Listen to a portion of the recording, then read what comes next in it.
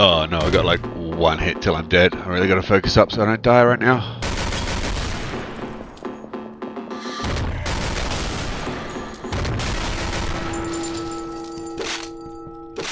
Each week I get the free game from the Epic Game Store. I have over 400 titles, and until the start of the series, I played less than half. A dozen. I've stopped calling myself a gamer and started calling myself a collector. Now I may never get through my back catalogue, but I can't stop it getting worse.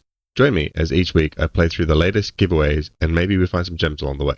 If looks could kill, she'd tear your heart to pieces and eat it. No reason, got venom in her lipstick, sadistic, I'm dead. If looks could kill, I'd be buried like 10 feet, come get me. I'll dress it for a funeral, like usual, I'm dead. If looks could kill,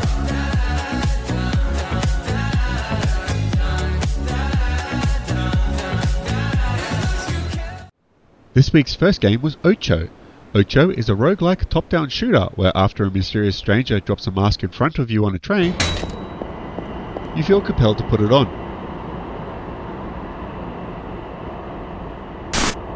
This transports you to a beach with nothing but a mansion full of people trying to kill you.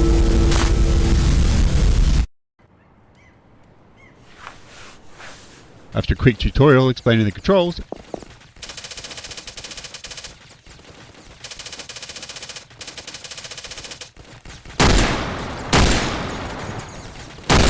and introducing Focus, a mechanic that slows time so you can dodge bullets, you're sent off to rescue your missing loved one. Before charging into the mansion, I had a look around to see if there was anything worth exploring. There wasn't. I found a stranded sea captain, a nun insisting absolution would be provided, a groundskeeper, and a mantis who was only interested in collectibles, which I never found during my playthrough.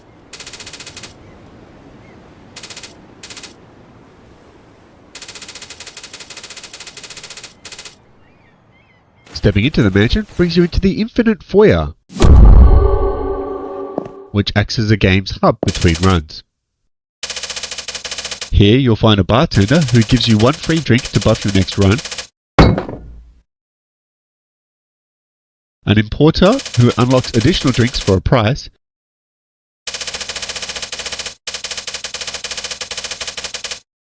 and the same nun from outside who lets you enable or disable different weapons from the pool. Once all the housekeeping was out of the way, it was finally time to start shooting people.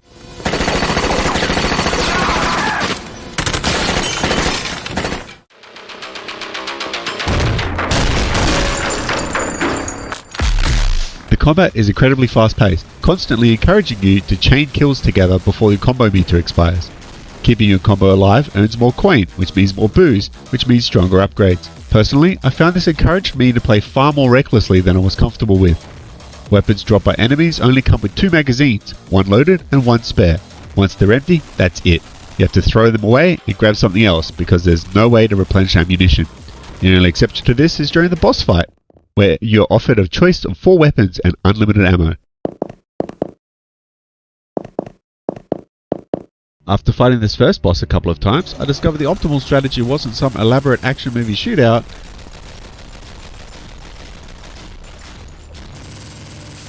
it was simply standing in a corner and holding the trigger until everything stopped moving.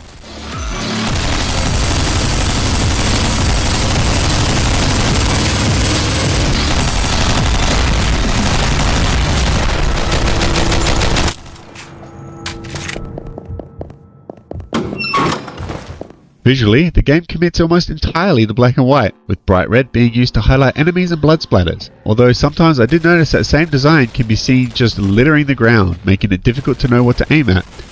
This appears to be a bug, as I noticed this guy here appearing to duplicate himself several times the moment I opened the door.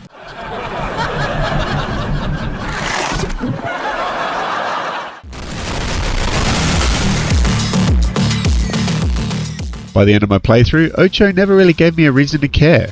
The story barely exists, the weapons all felt remarkably similar despite having different names, and after the novelty of slowing time wore down, I was left with what felt like another fairly generic top-down shooter. To me, this game feels less like a polished commercial release and more like a high school game development project. It was boring, unoriginal, and never managed to do anything memorable. I give OTXO a 2 out of 10.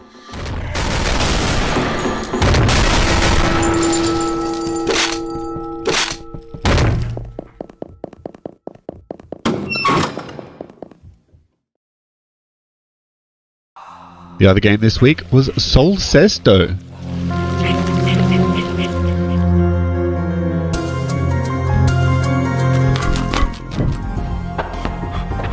Sol Cesto is a rogue-lite with one of the creepiest art styles I've seen in quite a while.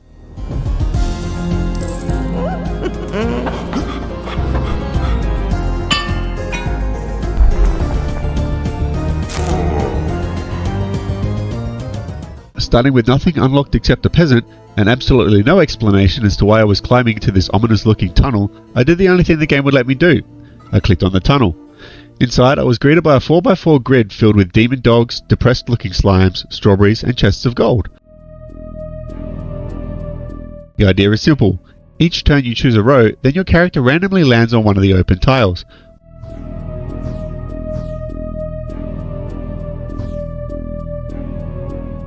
Once a tile has been visited, it becomes locked down, making future choices a little more predictable. Naturally, my first strategy was to avoid the terrifying demon dogs. After picking up all the coins I could muster, I noticed the door to the next floor was open. So I went down. It was exactly the same, just with even more unpleasant things trying to kill me. This time there were two-faced demons that alternated between physical and magical attack every turn, forcing me to actually pay attention instead of blindly chasing treasure.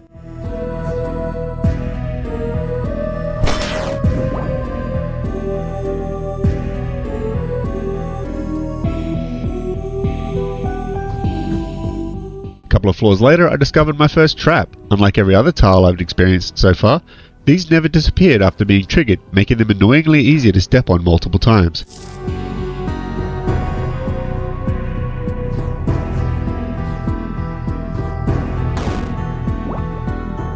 Not long after that, I found a bucket where I could bank gold before inevitably dying.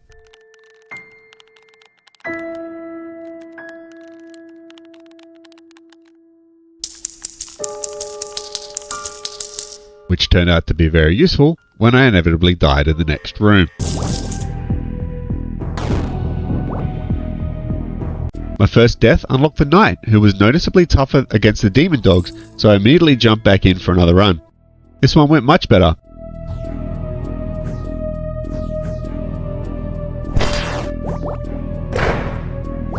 I gambled some life for some gold,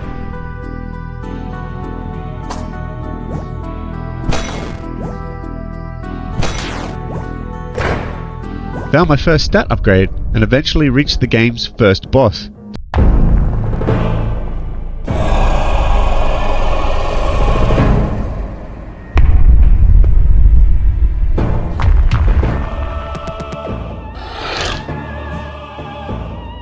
Despite dealing unlimited damage, it was surprisingly easy to avoid. My biggest complaint was that the boss spent the entire fight standing directly in front of my health bar, making it impossible to see how close I was to dying.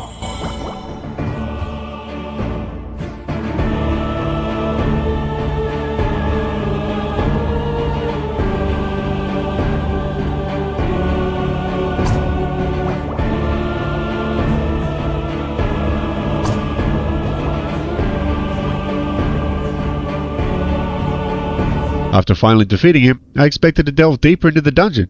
Instead, the game kicked me back to the surface and ended the run just as it felt like things were getting interesting.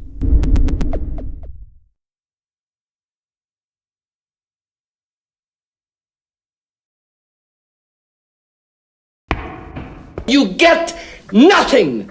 You lose! Good day, sir! With a healthy stash of coins this time, I started investing in permanent upgrades. I unlocked the shop, statues, and a pond. I also noticed another playable character, the warrior, waiting behind a 150 coin price tag. Having something to work towards made the next few runs feel far more rewarding. Eventually, I unlocked her, only to discover she had no magic stat whatsoever, making fights against the sad little slimes far more painful than they needed to be. Needless to say, I didn't pick her again.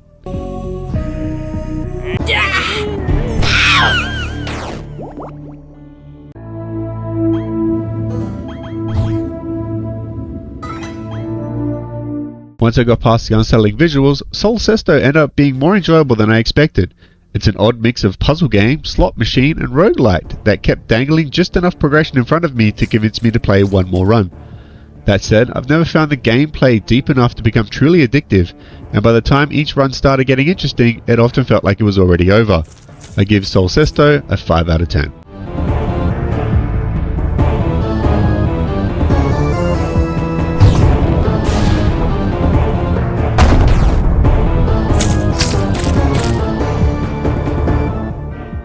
Thanks for watching. Be sure to like and subscribe for next week's giveaways of Beacon Pints and We Were Here Together. And as always, if you played either of these titles yourself, please drop a comment and let me know your thoughts.